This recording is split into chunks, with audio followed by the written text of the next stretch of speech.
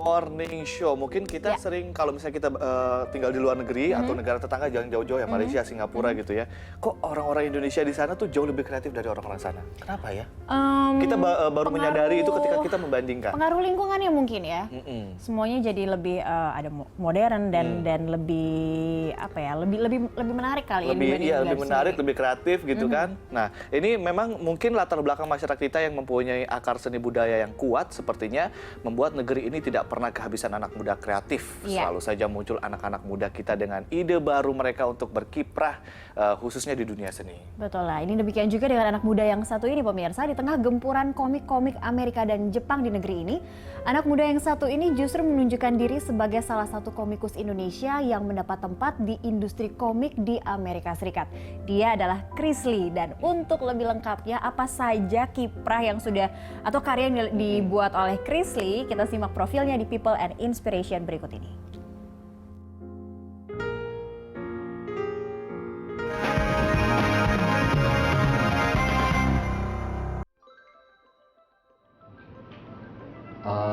Saya dari kecil sudah suka membuat komik. Komik pertama saya buat ketika saya kelas 2 SMP. Sudah berupa buku 3 komik. Kemudian keinginan saya untuk menjadi komikus itu menjadi pasti ketika saya lulus dari jurusan arsitektur di ITB, dan sejak saat itu saya mulai menekuni profesi sebagai komikus di Indonesia. Dan pada tahun 2003 saya berhasil mendapatkan beasiswa Fulbright untuk belajar sequential art di Savannah College of Art and Design di Amerika. Dan sejak tahun 2005 saya sudah berkiprah di dunia komik internasional sampai sekarang.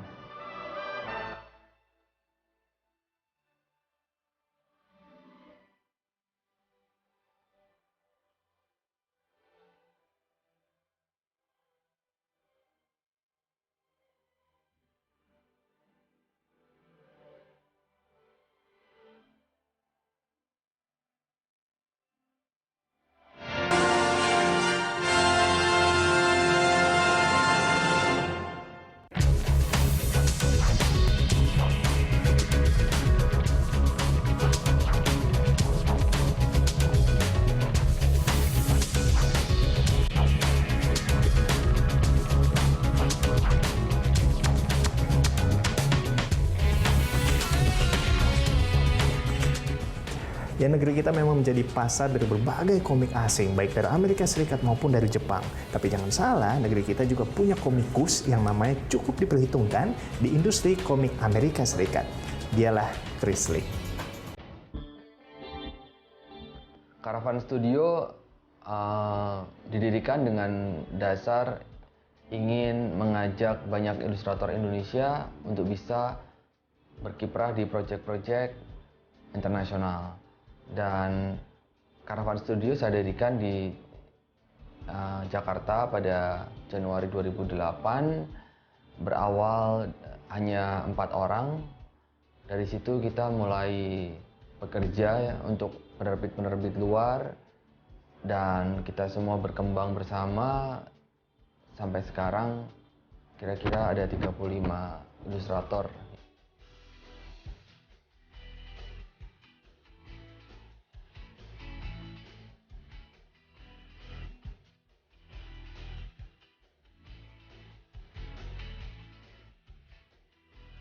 Oke, baik.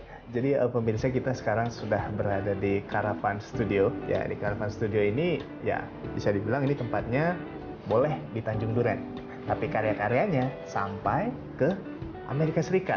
Ya kan Mas ya? Betul. Nah, ini saya pengen nanya, kira-kira bisa jelaskan apa aja sih karya-karya yang dihasilkan dari Caravan Studio ini, Mas? Jadi Caravan Studio merupakan sebuah studio komik, ilustrasi, dan konsep desain.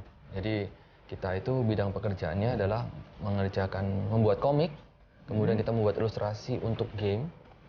Kita juga mendesain toys atau action figures atau mainan. Kemudian kita juga mendesain untuk praproduksi untuk film maupun film layar lebar maupun film animasi. Ya, contoh-contohnya antara lain yang sudah pernah kita buat untuk komik, kita mengerjakan komik Iron Man untuk Marvel Comics. Kemudian banyak graphic novel yang diadaptasi dari novel-novel bestseller seperti Vampire Academy, Flood, dan juga Legend yang diterbitkan di seluruh dunia juga. Kemudian untuk game, kita sudah banyak mengerjakan konsep desain dan ilustrasi untuk game, baik itu mobile maupun untuk PlayStation 3 ataupun PlayStation Vita juga. Oh ya.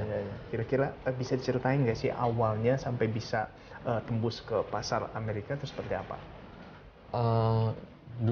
Dulu kesempatan itu terbuka itu ketika saya sekolah master di Amerika.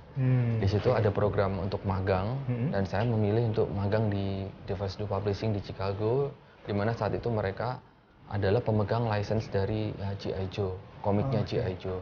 Nah, sebenarnya waktu itu saya tidak banyak diberi kesempatan untuk menggambar karena memang skill gambarnya saya dibanding yang lain itu masih jauh gitu ya. Gitu. Iya, Dia sebagus ini aja dibilang masih kurang, mereka jago sekali gitu. Iya, jago sekali. Jadi suatu hari mereka sedang diberi assignment dari Hasbro untuk membuat desain mainan G.I. Joe terbaru yang G.I. Joe Sigma 6 namanya. Waktu itu belum ada namanya. Nah, kemudian project manajernya datang ke saya terus, mau nggak nyobain gambar ini gitu. Nanti jam 4 dikumpul gitu, jam 1 siang waktu itu. Kemudian jam 4 dikumpul sama dia, dikirim. Nah, jam 6 sore saya dipanggil.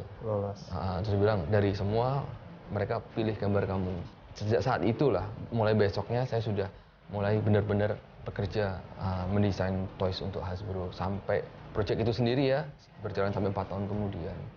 Dan dari situ terbuka pintu yang lain ya, antara lain membuat komiknya, kemudian mendesain Transformers dan lain-lain. Karena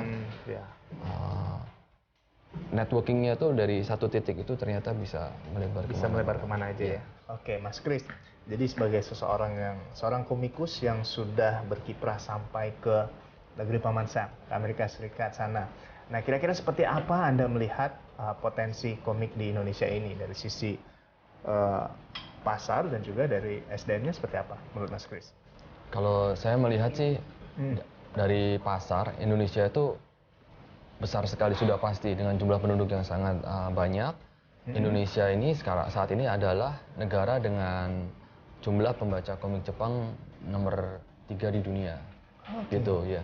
Sementara dari sisi SDM sendiri, dengan semakin banyaknya anak-anak muda kita yang kenal dengan komik, makin banyak dari mereka yang memang dari kecil sudah ingin bercita-cita ingin jadi komikus. Dan sudah jauh lebih jago ketika zaman saya kecil dulu gitu. Nah, dari situ sih, dari dua sisi itu, SDM maupun pasar, Indonesia sangat-sangat potensial. Jadi sebenarnya kalau kita kembali ke tahun 60-70-an, itu komik Indonesia itu boleh dibilang jaya-jayanya. Komikus itu ibaratnya selebriti sebenarnya. Dan kaya kenal kendala ya kan, zaman dulu ya. Dan mereka kaya raya. Oh ya? Iya. Nah, karena demand komik itu banyak sekali, makin banyak penerbitan komik dan komikus baru yang ingin terjun ke dunia komik. Dan mereka akhirnya hanya mengejar kuantitas tanpa memperhatikan kualitas. Akibatnya ada komik Indonesia yang memang bagus, banyak yang jelek. Ditambah dengan adanya televisi, akhirnya boleh dibilang industri komik Indonesia saat itu jadi mati, tenggelam.